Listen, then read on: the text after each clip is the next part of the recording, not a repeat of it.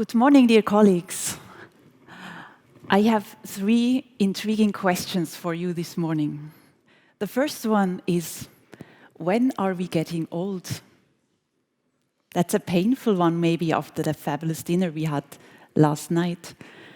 What is an elderly population is the second one. And how do we deal with this in daily practice? So, let's ask an expert. It's Norman. He's 94. And he's a true expert due to his age. So let's think for a moment. When are we getting old? Is it when our hair is turning gray, as in these 2 beautiful ladies?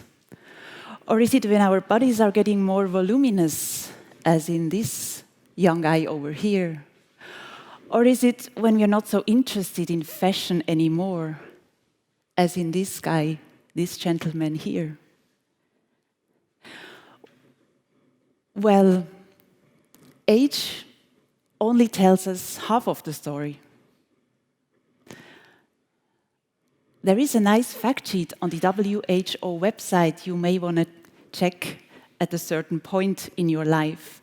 And this fact sheet tells us that the biological aging is only loosely correlated with the chronological age. So that's my answer for the first question. We don't really know what is driving the aging process. So let's go further. What is an elderly population? And what is the definition? How we treat these elderly patients on a pharmaceutical level?